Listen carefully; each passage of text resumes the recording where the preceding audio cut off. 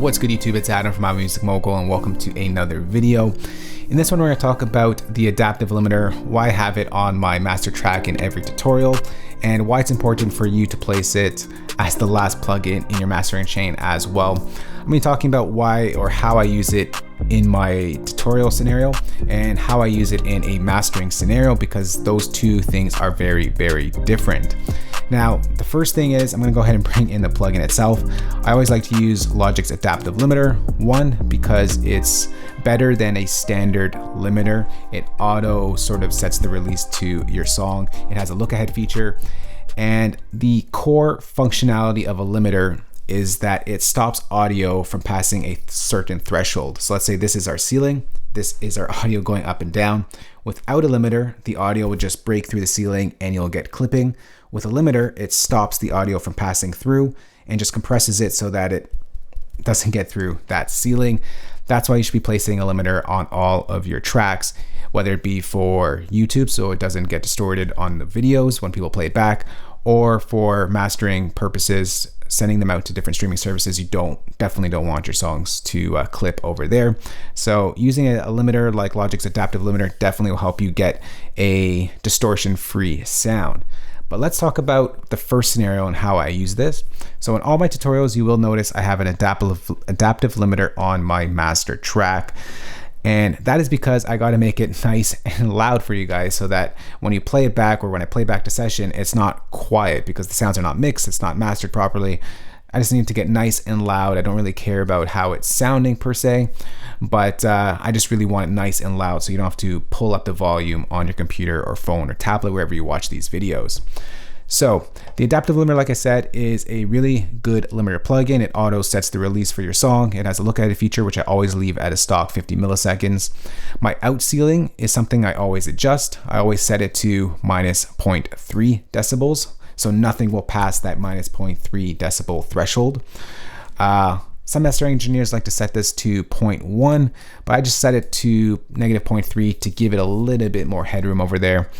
And my gain is pretty much set variably depending on the song. I pull it up as loud as I can get it without distorting, and that's how I set my adaptive limiter for my YouTube tutorial videos. So here it is with everything set to pretty much down. Just reset a threshold of minus 0.3 dBs of decibels. You'll see it right here reflected over here.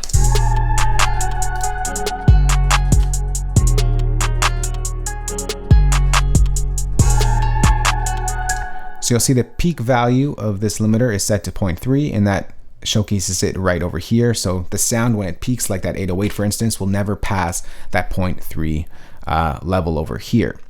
Now, this song is sounding a little bit quiet, and I want to have a nice loud sound for all these videos. So what I do is I pull up the gain.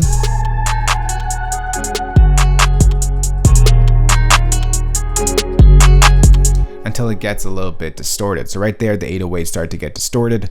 Now I could go back to my 808 here and sort of gain stage, but sometimes in these remakes, I don't have time for that. And I miss a lot of things because I'm just recording the video live. So what I do is I pull this back down to a little bit less, so we get something that's optimally loud, but not distorting.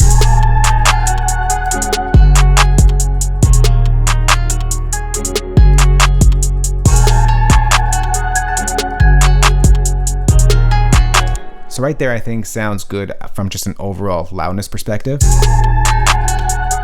Once again, you see it's not passing that 0.3 threshold, and it just gives us a nice loud volume for our uploads without and with. So it's definitely a good idea to, if you're uploading videos to YouTube, definitely a good idea to put on an adaptive limiter on your master track and just make your session nice and loud. If you're quickly uploading music to SoundCloud, this is another way to do that as well. But in the second case scenario that's talking about mastering for distribution services like Spotify, you do want to sort of approach this a little bit differently. You just don't want to get it super loud and then just, or get it super loud to a point where it's distorting and then bring it back. That's not what you want to do. What you want to do is pay attention to your LUFS meter, or your loudness meter, right over here. Different services have different readings or specifications on how loud they want your music to be. Doesn't really matter if you go over or under it, because ultimately they will either add gain to make your song louder or remove the gain to make it lower to match a relative scale. In Spotify's case, it's minus 14 LUFS. Now, I don't want to get too much into it. I'll probably take a deep dive if you're interested in another video, but you're going to see how this case scenario will not work too well if I'm uploading this exact song over to Spotify, just because when you're mastering for certain streams, you want to make sure that you're listening to it the way it's intended. And if your song is too loud, the listener at the end point is not going to listen to it the way that you mixed it. So this is very important to get your loudness meter set correctly and know what your loudness meter should be set at. So in this case, we know that Spotify should be set to minus 14 LUFS. I'm going to hit play and we're going to see what our integrated value displays out at. That's what we care about right now.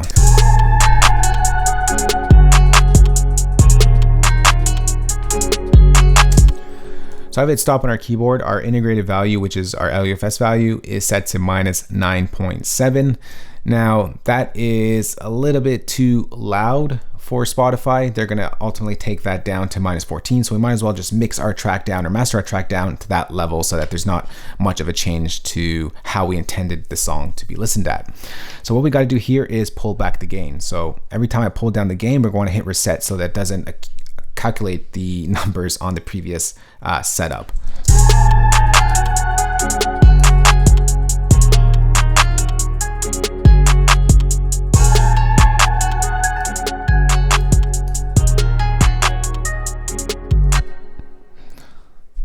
So now we're about at minus 14. Let's bring this down a little bit more.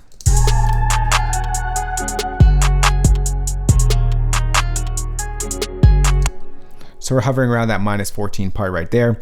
And this is pretty much what our volume will be set at Spotify. If we exported it the way that it is now, it's going to be listened the exact way that we've listened to it in the studio.